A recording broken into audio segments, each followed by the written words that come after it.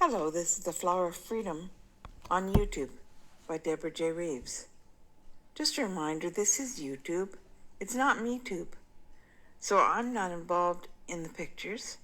I'm hoping that your imagination will transport you to a comfortable, safe location where you can hear a story for a few minutes a day. I'm going to start with chapter 125, as you find your chair. This one's called Christmas in Uruguay. On Christmas morning, Bianca awoke and she stretched, running her fingers over her cesarean scar. Plastic surgery, she decided, was the solution. Brazil's not far away, and they have excellent plastic surgeons. When she arrived in the country, and when she had disembarked from the plane, she filled her lungs with warm tropical air. This is far better, she reflected. More me.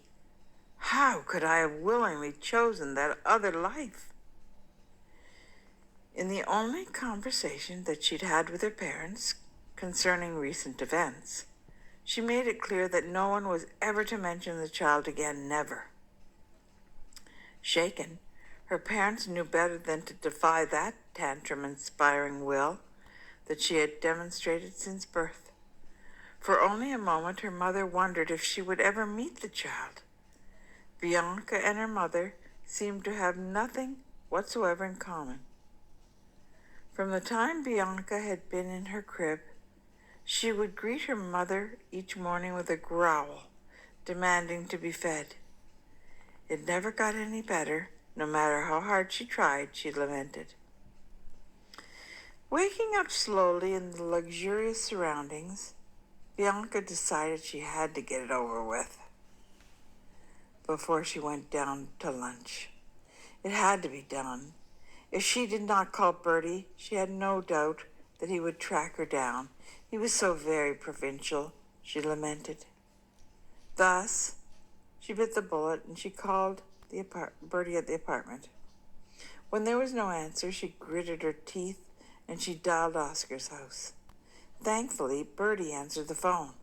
Bianca could not bear to speak with that insipid Colette one more time. She could hear the pandemonium in the background.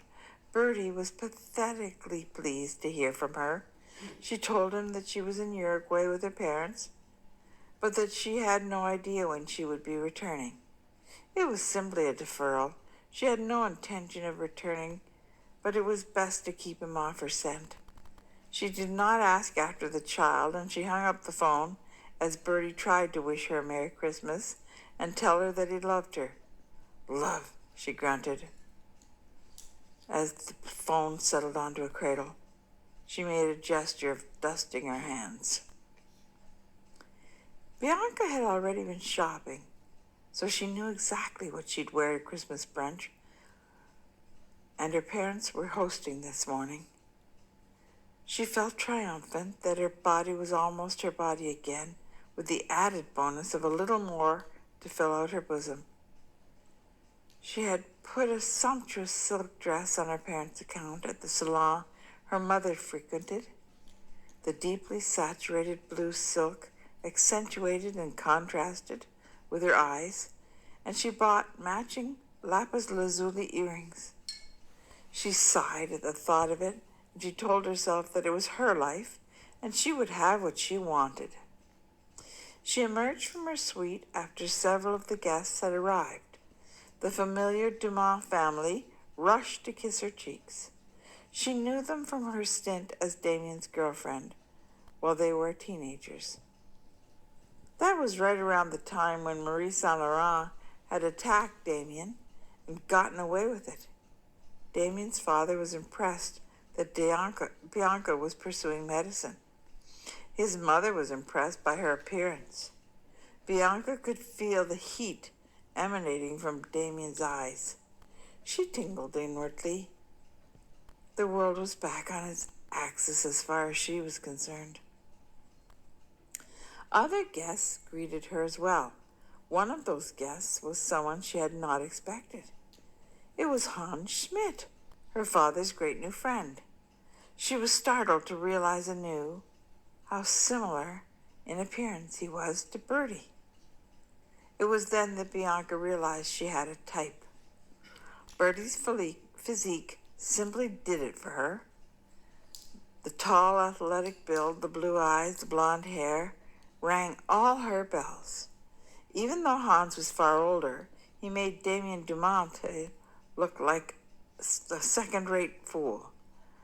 Bianca did her best to dampen down the attraction as she flirted with Damien, but she could not fool herself, and her mind sometimes wandered to her toiletry bag where she had her old birth control pills.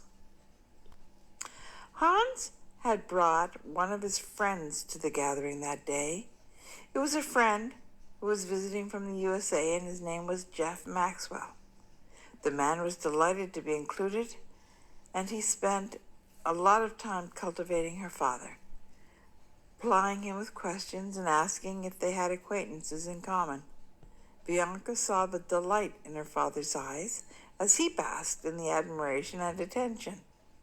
Surprisingly, Bianca seemed to establish a platonic friendship with Jeff, the likes of which Bianca had never experienced before.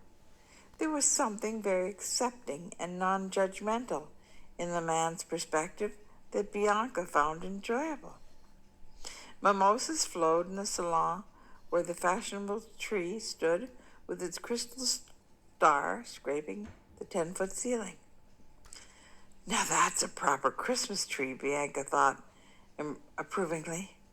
It was dressed in the best of Parisian decor, and it reminded Bianca of the civilized life in Paris that she missed so intensely. Bianca folded her long legs delicately, remembering to sit just so in the short mini dress. She admired her own blue shoes that matched her outfit so perfectly. At least my legs have not suffered from this fiasco, she thought. Hans had brought gifts. A beautifully decorated box revealed pearl earrings for her mother. For Bianca, a similar box revealed ruby earrings with multiple tiers. For her father, there was a Bavarian cuckoo clock that the men spent half an hour hanging in the foyer, much to her father's evident delight. Not to be outdone, Damien handed out the gifts for his family. For Madame and Bianca, there were tennis bracelets. For Monsieur, there was a membership to a prestigious golf club. They were well satisfied with their tributes. Although the diplomats felt that they had no need to reciprocate because they felt that being invited to their prestigious home for Christmas should be considered a great boon indeed. They had a magnum of champagne and a box of Cuban cigars for each man, and a magnum and a miniature Eiffel Tower Christmas ornament for each woman to take home as a party favor. Soon the waiter rang the little bell and summoned everyone into the dining room. As it turned out, Hans had rearranged the place cards so that he would sit next to Bianca at brunch. Bianca's mother must have noticed, but her father's smile gave the rearranged table his benediction, and everyone settled in to eat a traditional Parisian feast. No expense was spared. That's the end of chapter 125. We hope and pray that you come back to see us for chapter 126, called Christmas Day in Canada.